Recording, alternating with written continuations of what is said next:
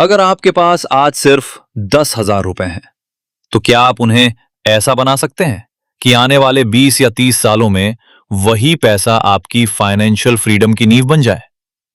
Warren Buffett की कहानी हमें बताती है कि वेल्थ बनाने के लिए हमेशा बड़ी सैलरी, कोई सीक्रेट फॉर्मूला या हर दिन स्टॉक खरीदने बेचने की जरूरत नहीं होती।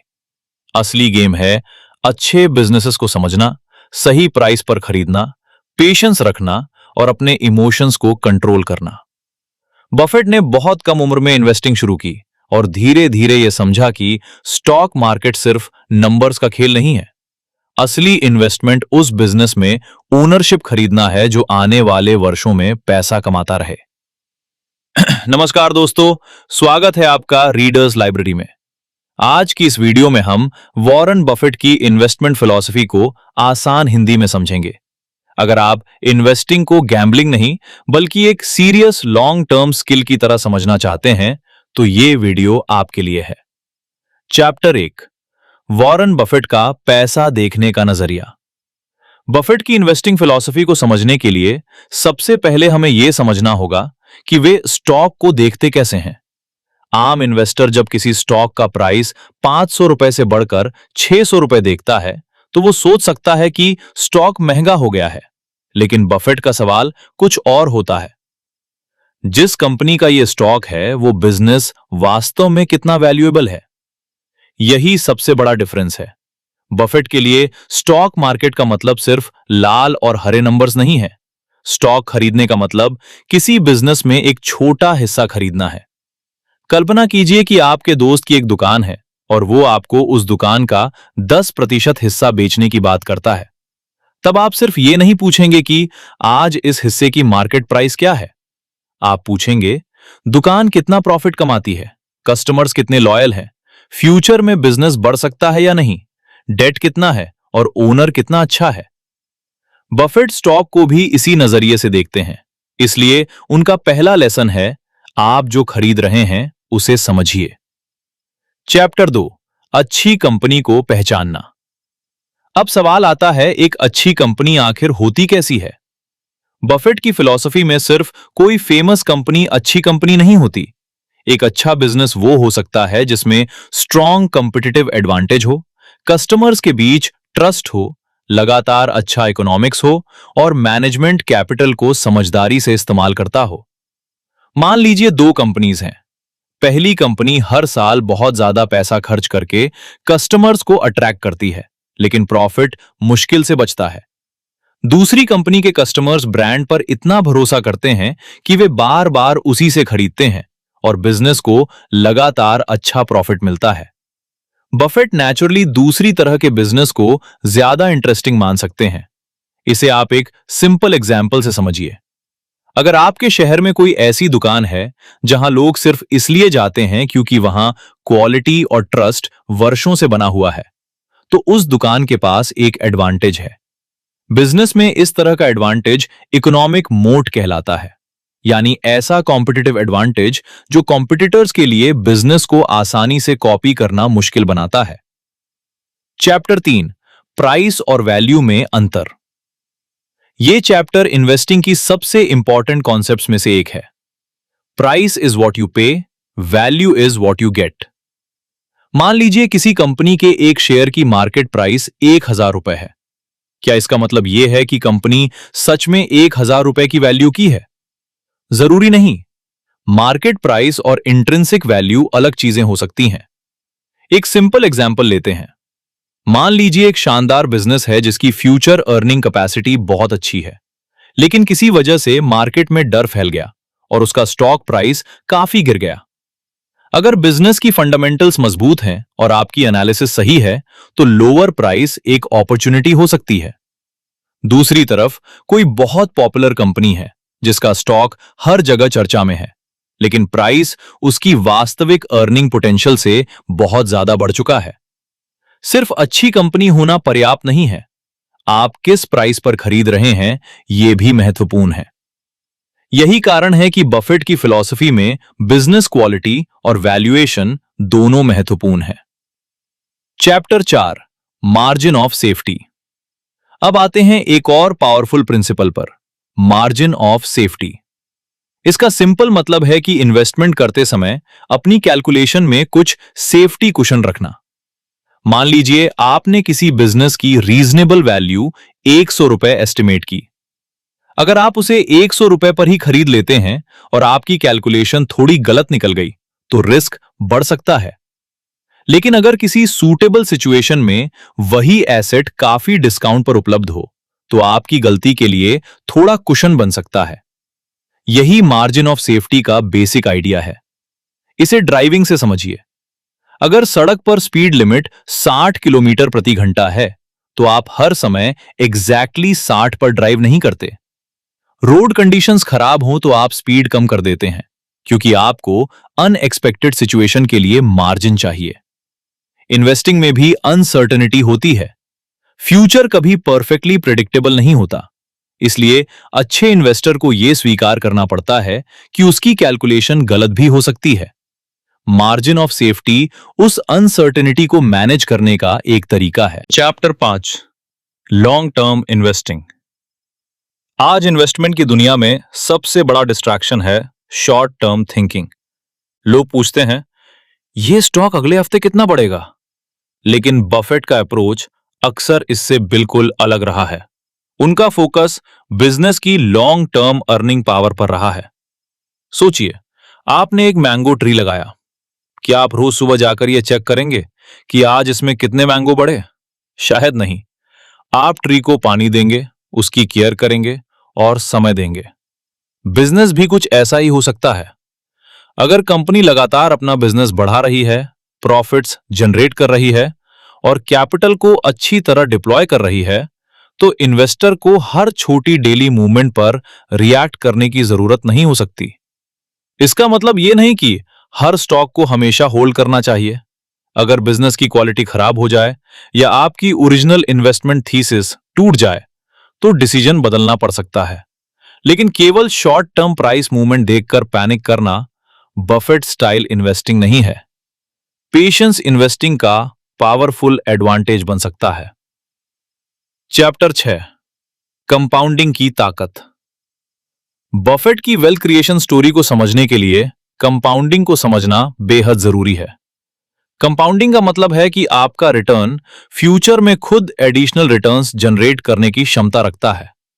एक छोटा एग्जांपल लेते हैं। अगर आपके पास 1 लाख रुपए है और वो लंबे समय तक कंपाउंड होता है तो समय के साथ ग्रोथ लीनियर नहीं बल्कि एक्सिलरेटिंग हो सकती है। यही कारण है कि बफेट ने बार बार लॉन्ग टर्म कंपाउंडिंग की ताकत पर जोर दिया है। लेकिन यहां एक इंपॉर्टेंट लेसन है। कंपाउंडिंग सिर्फ रिटर्न से नहीं बनती। कंपाउंडिंग के लिए टाइम, कंसिस्टेंसी और कैपिटल प्रिजर्वेशन भी जरूरी है। अगर आप बार बार अननेसेसरी रिस्क लेकर अपना कैपिटल खो देते हैं तो कंपाउंडिंग की जर्नी टूट सकती है। इसलिए बफेट स्टाइल इन्वेस्टिंग का एक बड़ा प्रिंसिपल है, पहले अपने कैपिटल को सीरियसली प्रोटेक्ट कीजिए और फिर उसे लंबे समय तक ग्रो होने का मौका दीजिए। चैप्टर 7, मार्केट गिरने पर क्या करें। अब इमेजिन कीजिए आपने एक अच्छी कंपनी का स्टॉक खरीदा और अचानक मार्केट 20% गिर गया। बहुत सारे इन्वेस्टर्स पैनिक करने लगेंगे। लेकिन बफेट ने मार्केट वॉलेटिलिटी को एक अलग नजरिए से देखने की बात की है। उनके फेमस फ्रेमवर्क में मिस्टर मार्केट का कॉन्सेप्ट आता है। कल्पना कीजिए आपके बिजनेस पार्टनर का नाम मिस्टर मार्केट है। वो हर दिन आपके पास आता है और आपके बिजनेस के हिस्से के लिए एक नया प्राइस बताता है। कभी वो बहुत ऑप्टिमिस्टिक होकर बहुत हाई प्राइस मांगता है, कभी डर कर बहुत लो प्राइस ऑफर करता है। सवाल यह है कि आपको हर दिन उसके मूड के हिसाब से डिसीजन लेना चाहिए? जरूरी नहीं। अगर बिजनेस फंडामेंटली मजबूत है तो सिर्फ मार्केट के मूड के कारण आपकी ओनरशिप की वास्तविक वैल्यू उसी प्रोपोर्शन में बदल जाए, यह जरूरी नहीं। इसलिए मार्केट गिरने पर पहला सवाल यह नहीं होना चाहिए कि मैं डर गया हूं, अब क्या करूं, बल्कि सवाल होना चाहिए क्या बिजनेस की अंडरलाइंग रियलिटी बदली है। चैप्टर 8, किन कंपनी से बचना चाहिए। बफेट की फिलॉसफी सिर्फ यह नहीं बताती कि क्या खरीदना है, ये भी सिखाती है कि क्या अवॉइड करना है। ऐसा बिजनेस जो आपको समझ में ही नहीं आता, उसमें इन्वेस्टमेंट करने की जरूरत क्यों है? अगर आप कंपनी के revenue model, competitive advantage, that, profitability और फ्यूचर रिस्क को एक्सप्लेन ही नहीं कर सकते, तो सिर्फ दूसरों की रिकमेंडेशन पर पैसा लगाना डेंजरस हो सकता है। दूसरी प्रॉब्लम होती है एक्सेसिव डेट। किसी बिजनेस का डेट बहुत ज्यादा हो और उसके कैश फ्लोज कमजोर हों, तो खराब परिस्थितियों में रिस्क बढ़ सकता है। तीसरी प्रॉब्लम है खराब मैनेजमेंट। एक शानदार बिजनेस भी खराब कैपिटल एलोकेशन से नुकसान झेल सकता है। इसलिए बफेट स्टाइल थिंकिंग में इन्वेस्टर को सिर्फ प्रोडक्ट नहीं देखना चाहिए, उसे बिजनेस इकोनॉमिक्स और मैनेजमेंट क्वालिटी भी समझनी चाहिए। चैप्टर 9, इमोशनल इन्वेस्टिंग की सबसे बड़ी गलती। इन्वेस्टिंग में आपका सबसे बड़ा एनिमी हमेशा मार्केट नहीं होता। कई बार वो आपका अपना इमोशन होता है। मार्केट तेजी से ऊपर जाता है तो ग्रीड आती है, मार्केट गिरता है तो फियर आता है। सोशल मीडिया पर कोई स्टॉक लगातार ट्रेंड कर रहा हो तो FOMO, fear of missing out हो सकता है। अब इमेजिन कीजिए, कोई इन्वेस्टर किसी स्टॉक को 500 रुपए पर खरीदता है, स्टॉक 600 रुपए पहुंचता है तो वो खुश होता है। फिर स्टॉक 700 रुपए जाता है और वो सोचता है कि अब तो ये हमेशा बढ़ेगा। अचानक स्टॉक 550 रुपए पर आ जाता है। अब वो पैनिक में बेच देता है। यानी उसने 500 रुपए पर कॉन्फिडेंस से खरीदा, 700 रुपए पर ग्रीड की और 550 रुपए पर फियर में बेच दिया। ये इन्वेस्टिंग नहीं, इमोशनल रिएक्शन है। बफेट की फिलॉसफी हमें सिखाती है कि रैशनल डिसीजन मेकिंग मार्केट में बहुत वैल्यूएबल स्किल है। आपको क्राउड की एक्साइटमेंट या पैनिक से अलग होकर अपने एनालिसिस पर ध्यान देना चाहिए। Chapter 10, circle of competence. Buffett का एक महत्वपूर्ण कॉन्सेप्ट है सर्कल ऑफ कॉम्पिटेंस। इसका अर्थ है कि हर इन्वेस्टर को अपनी नॉलेज की सीमाएं समझनी चाहिए। मान लीजिए आपको बैंकिंग सेक्टर बहुत अच्छी तरह समझ आता है, लेकिन बायोटेक्नोलॉजी के बारे में आपको कुछ भी पता नहीं। तब सिर्फ इसलिए बायोटेक्नोलॉजी कंपनी में पैसा लगाना कि किसी ने कहा है कि ये फ्यूचर है, समझदारी नहीं होगी। इसका मतलब ये नहीं कि आप कभी नई चीज सीख नहीं सकते। आप सीख सकते हैं, लेकिन जब तक आपकी अंडरस्टैंडिंग पर्याप्त नहीं होती, तब तक ब्लाइंड इन्वेस्टमेंट से बचना बेहतर हो सकता है। बफेट स्टाइल इन्वेस्टर ये स्वीकार करने से नहीं डरता कि मुझे ये बिजनेस समझ नहीं आता। वास्तव में ये ह्यूमिलिटी एक स्ट्रेंथ हो सकती है, क्योंकि इन्वेस्टिंग में हर अपॉर्चुनिटी को पकड़ना जरूरी नहीं है। आपको सिर्फ उन अपॉर्चुनिटीज पर फोकस करना है जिन्हें आप समझ सकते हैं। Chapter 11, simple investing.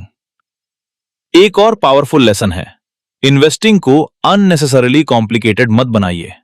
बहुत से लोग सोचते हैं कि सक्सेसफुल इन्वेस्टर बनने के लिए बहुत सारे चार्ट्स, कॉम्प्लिकेटेड फॉर्मूलाज और हर दिन मार्केट न्यूज देखना जरूरी है। लेकिन इन्वेस्टिंग की कोर प्रिंसिपल्स कई बार सरप्राइजिंगली सिंपल होती हैं। अच्छा बिजनेस समझिए, रीजनेबल प्राइस पर खरीदिए, रिस्क समझिए और लॉन्ग टर्म सोचिए। इसका मतलब यह नहीं कि एनालिसिस की जरूरत नहीं है, बल्कि इसका मतलब है कि कॉम्प्लेक्सिटी और इंटेलिजेंस एक ही चीज नहीं है। अगर कोई स्ट्रैटेजी इतनी कॉम्प्लिकेटेड है कि इन्वेस्टर खुद नहीं समझता कि पैसा कैसे बनाया जाएगा, तो वो स्ट्रैटेजी उसके लिए सूटेबल नहीं हो सकती। सिंपल और अंडरस्टैंडेबल इन्वेस्टिंग कई इन्वेस्टर्स के लिए पावरफुल हो सकती है। चैप्टर 12, वॉरेन बफेट का सबसे बड़ा लेसन। अब पूरी फिलॉसफी को एक जगह जोड़िए। बफेट हमें सिर्फ स्टॉक्स खरीदना नहीं सिखाते, वे हमें एक माइंडसेट सिखाते हैं। पहला, अपने पैसे को सीरियस तरीके से देखिए। दूसरा, बिजनेस को समझिए। तीसरा, प्राइस और वैल्यू को अलग समझिए। चौथा, मार्जिन ऑफ सेफ्टी रखिए। पांचवा, लॉन्ग टर्म सोचिए। छठा, कंपाउंडिंग को समय दीजिए। सातवां, अपने इमोशंस को कंट्रोल कीजिए। और आठवां, अपनी नॉलेज की लिमिट्स को स्वीकार कीजिए। अब एक एग्जाम्पल लेते हैं। दो इन्वेस्टर्स हैं, अजय और विजय। दोनों के पास समान इनकम है। अजय हर बार मार्केट की खबर देखकर इन्वेस्टमेंट बदलता है। कभी ट्रेंडिंग स्टॉक खरीदता है, कभी पैनिक में बेचता है और कभी किसी इन्फ्लुएंसर की बात सुनकर डिसीजन लेता है। विजय दूसरी तरफ कम कंपनीज को समझने की कोशिश करता है, अपने गोल्स के अनुसार डाइवर्सिफाइड अप्रोच रखता है, अननेसेसरी ट्रेडिंग से बचता है और लॉन्ग टर्म सोचता है। दोनों की जर्नी में शॉर्ट टर्म में कौन आगे रहेगा, ये कोई प्रिडिक्ट नहीं कर सकता। लेकिन बफेट की फिलॉसफी ये जरूर बताती है कि डिसिप्लिन, पेशेंस, रैशनैलिटी और कंपाउंडिंग को लगातार अपनाना वेल्थ क्रिएशन की मजबूत फाउंडेशन बन सकता है। फाइनल लेसन, अमीर बनने से पहले इन्वेस्टर बनिए। दोस्तों, वॉरेन बफेट की पूरी फिलॉसफी को अगर सिर्फ एक सेंटेंस में समझना हो तो शायद वो ये होगा: ऐसी चीज खरीदने की कोशिश कीजिए जिसे आप समझते हैं, जिसकी वैल्यू आपको समझ आती है और जिसे लंबे समय तक होल्ड करने का पेशेंस आपके पास है। लेकिन याद रखिए, बफेट बनना सिर्फ स्टॉक मार्केट में पैसा लगाने का नाम नहीं है। अपने ऊपर इन्वेस्टमेंट करना भी उतना ही जरूरी है। अपनी स्किल्स पर इन्वेस्टमेंट कीजिए, अपनी फाइनेंशियल नॉलेज पर इन्वेस्टमेंट कीजिए, अपनी अर्निंग कैपेसिटी बढ़ाने पर इन्वेस्टमेंट कीजिए। क्योंकि अगर आपकी इनकम बढ़ती है और आप डिसिप्लिन तरीके से बचत और इन्वेस्टिंग करते हैं तो वेल्थ क्रिएशन की पॉसिबिलिटीज भी बढ़ सकती हैं। और सबसे इंपॉर्टेंट बात, रिच बनने की जल्दी मत कीजिए, वेल्थ बनाने की आदत बनाइए। क्योंकि मार्केट में सबसे पावरफुल वेपन कोई सीक्रेट स्टॉक नहीं, टाइम और डिसिप्लिन है। अगर आपको वॉरेन बफेट की ये इन्वेस्टमेंट फिलॉसफी पसंद आई है तो कमेंट में लिखिए, मैं अपने पैसे को समझकर इन्वेस्ट करूंगा।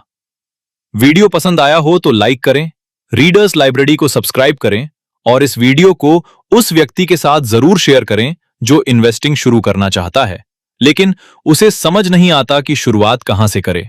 और याद रखिए, पैसा कमाना एक स्किल है, पैसा बचाना एक हैबिट है, लेकिन पैसा समझदारी से इन्वेस्ट करना एक लाइफ लॉन्ग लर्निंग है। मिलते हैं अगली पावरफुल बुक और अगली लाइफ चेंजिंग लर्निंग के साथ। तब तक पढ़ते रहिए, सीखते रहिए और अपने पैसे को अपने लिए काम करना सिखाते रहिए। Thank you.